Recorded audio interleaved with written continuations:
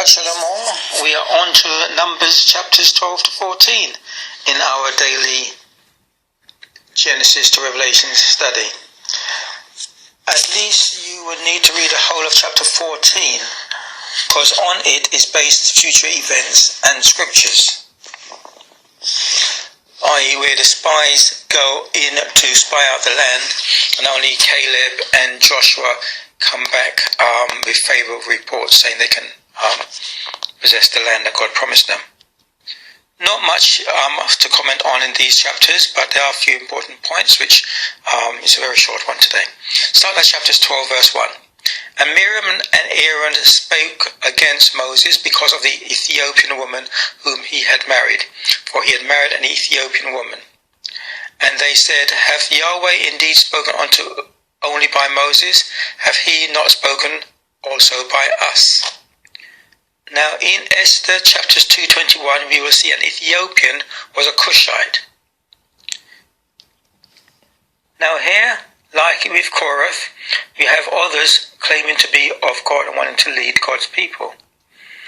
We have to use the words of God to discern who are appointed by God and who by themselves. 2 Corinthians 11:13. For such are false apostles, deceitful workers, transforming themselves into the apostles of Christ.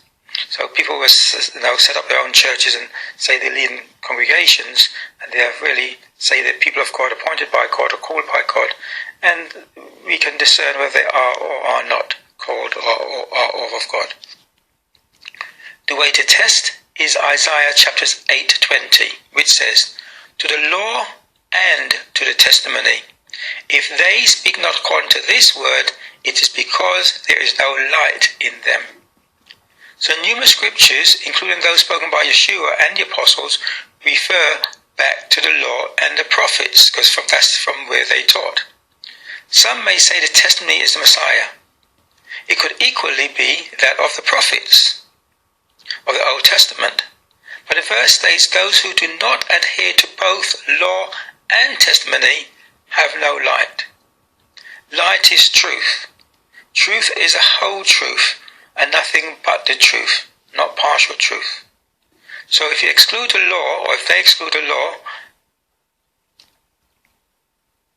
from their teachings or their words, it means they have no truth, and they, or you, are not of Yahweh God. Okay, continuing from verse 7. My servant Moses is not so, who is faithful in all my house. With him will I speak mouth to mouth, even apparently, and not in dark speeches. So here God says Moses is faithful. If and when you read a chapter, you'll see God is admonishing Aaron and Miriam for claiming that they can also lead a people who are chosen by God. Yesterday, we read of the pressure that Moses was under. Yet later, he would still be denied entry into the promised land because of one act. See also Hebrews chapter 3, verses 2 to 6, and Exodus chapter 17, verses 1 to 7. So we are now 4 books into the Bible, and I hope you are getting to understand the need to obey God a bit more. Not a bit more, but the need to obey God. I hope you are beginning to understand that. Okay, Numbers chapter 12, verse 10. And the cloud departed from off the tabernacle, and behold, Miriam became leprous, white as snow, as some Bibles say. I'll come back onto that in a minute. And Aaron looked upon Miriam, and behold, she was leprous. Verse 12. Let her not be as one dead, of whom the flesh is half consumed, when he cometh out of his mother's womb. So that was what Aaron was pleading for Miriam, his sister. Now the word white, if you can your King James, it would be in italics, meaning it's slanting to the side. It's inserted word. They inserted it in their attempts, that's the translators, in attempting to help the reader, but was not actually in the original text. The description of leprosy is not necessarily white, but rough skin of sores. We saw when we saw Leviticus what leprosy is like.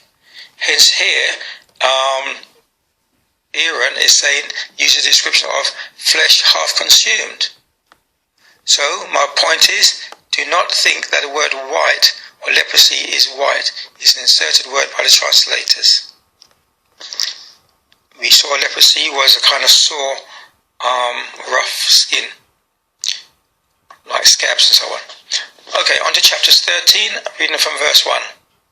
And Yahweh spoke unto Moses, saying, Send thou men, that they may search the land of Canaan, which I gave unto the children of Israel. Of every tribe of their fathers shall you send a man, every one a ruler among them. And then the Bible lists who was chosen to head the families to go spy out the land.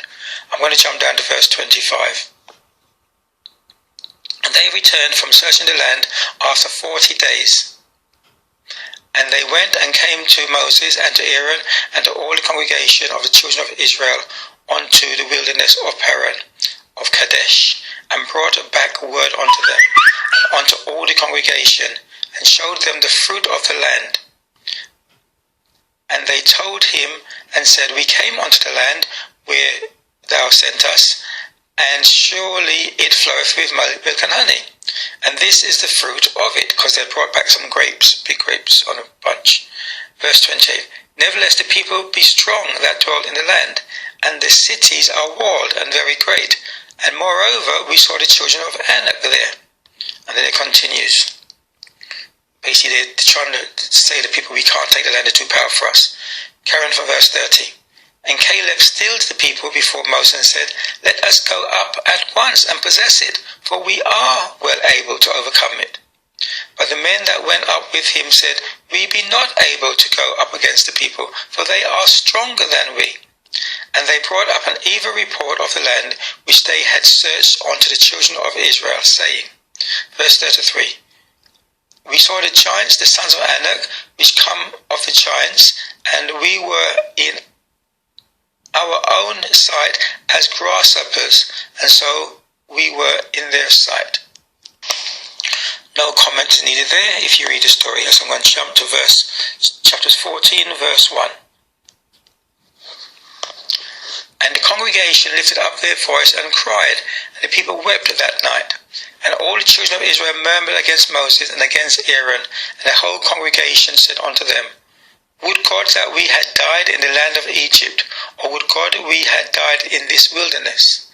And they said one to another, Let us make a captain, let us return into Egypt. Then Moses and Aaron fell on their faces before all the assembly of the congregation of the children of Israel.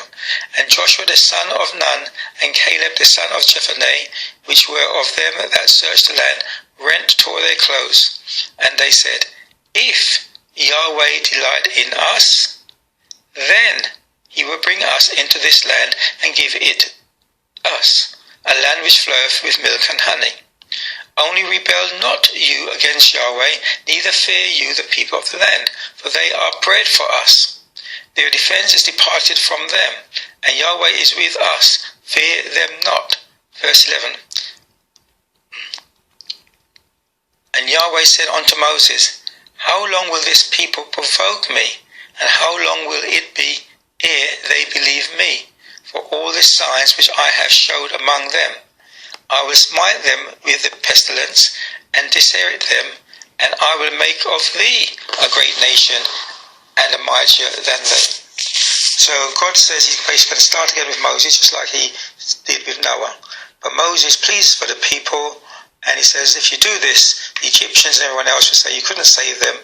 No, that's why you killed them. So God changed his mind because of Moses' intercession. So I'm going to go to verse 14:23. Surely they shall see the land which I swear unto their fathers. Surely they shall not see the land which I swear unto their fathers, neither shall any of them that provoked me see it. But my servant Caleb, because he had another spirit with him, and have followed me fully, him will I bring into the land whereinto he went, and his seed shall possess it. So Caleb followed God fully. Him and Joshua will go into promised land, which it says in verse 30. Again we see that having a spirit is meaning of a thinking pattern, a character, not necessarily the literal spirit of God, as some people seem to think when he says you have the spirit of God. Verse 26. And Yahweh spoke unto Moses and unto Aaron, saying, How long shall I bear with this evil congregation? Verse 29. Your carcasses shall fall in this wilderness, and all that were numbered of you, according to your whole number, from 20 years old and upwards, you shall murmur against me. Verse 33. And your children shall wander in the wilderness 40 years, and bear your whoredoms, until your carcasses be wasted in the wilderness. After the number of the, verse 34, after the number of the days in which you search the land, even 40 days, each day for a year, shall you bear your iniquities, even 40 years, and ye shall know my breach of promise. So what God is saying is that instead of going straight to land, which is only a short journey from Egypt, he's going to make them wander around the wilderness for 40 years to punish them for the disbelievers for not believing that he can do what he's promised to do. Here we have an example of being evil is to disobey God. Not only what we call the Ten Commandments, but every instruction. In this case, it was having faith that he could give them what he promised in this land. We will remember when it numbered the men, it was men of war over the age of 20. We had different age groups for priests. Priests was age 30, and the ones dedicated to Aaron, the Levites, I think it was over 3 months. So different ages for different things, for counter purposes. Now this each day for year, this is one of 2 times, only 2 times, the Bible uses the day for a year representation. The other place being Ezekiel, where he told him to lie in Ezekiel chapter 4 verse 6, so where he laid on one side for so many days, and then turned over and laid on the other side to represent so many years. Now the foundation of the Adventist Church is a prophecy where their founders anticipated the return of Messiah in 1843, later changed to 1844. Through the wrong applying of this day for a year representation to the prophecy in Daniel chapter 8:14, which says unto 2,300 days. They took the 2,300, well actually says until 2,300 evening and mornings, but some Bibles translate it to days, but they do, like the King James in the margin, tells you proper Hebrew translation is evenings and mornings. So Daniel chapter 8:14 says until 2,300 evening and mornings before the temple would be cleansed. One of the pioneers of the Adventist Church, Mr. William Miller, self-taught, used to be Methodist, and thought this 2,300 days, evening and mornings, meant 2,300 years. So he applied this principle, and they started off at the time when Nehemiah went back to rebuild the city, counted 2,300 years from then, and ended up thinking the Messiah will come back in 1843, and when he didn't come back, they changed it to 1844, and when they didn't see him come back, they made some heavenly sanctuary understanding of it. All because he and they didn't know the Hebrew of evening and mornings, and took a principle or representation of each day, which God specifically applied to one place. They took it and used it where it's not meant to be used. The evening and morning actually referred to the daily sacrifice, which they used to do one in the evening and one in the morning. So a very short interpretation of Daniel 8:14 is under 2,300 sacrifices. And if you're having 2 sacrifices per day, one in the evening, one in the morning, then it'd be 1,150 days. And then use the 30 days in a month, Bible President, and you get the actual time. And the temple was actually cleansed by the Maccabees according to how God prophesied in the book of Daniel. But it just shows if you get the wrong understanding of a scripture, your whole theology could be wrong, and so forth. And that's how some people also use the writings of Paul, where Peter has to say that they are unlearned in the Bible concepts, and therefore they don't understand the system of interpreting the Bible, or understanding the Bible shouldn't be interpreted but understood. That's why I'm trying for you through these daily readings to get the mindset of God so that you can understand how he thinks and his Bible. Okay, last verse, Numbers chapter 14, verse 44. But they presumed to go up onto the hilltop. Nevertheless, the ark of the covenant of Yahweh and Moses departed not out of the camp. So this is when the people realized that God was angry with them.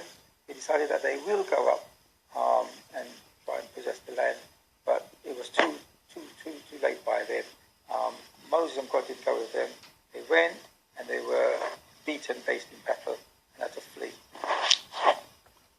So the moral of the story, as they say, of that event there, is that people chose to go when they wanted and they were killed. The lesson to us is we are to do things at the place, the day and time that God commands, not us, not the president of the country, not the denomination, head of your denomination. We have to follow what God says. As Peter said in Acts, we have to obey God and not man. God has a universal way for everybody. He has set the same times for everybody before and after the Messiah came. Shalom, until tomorrow.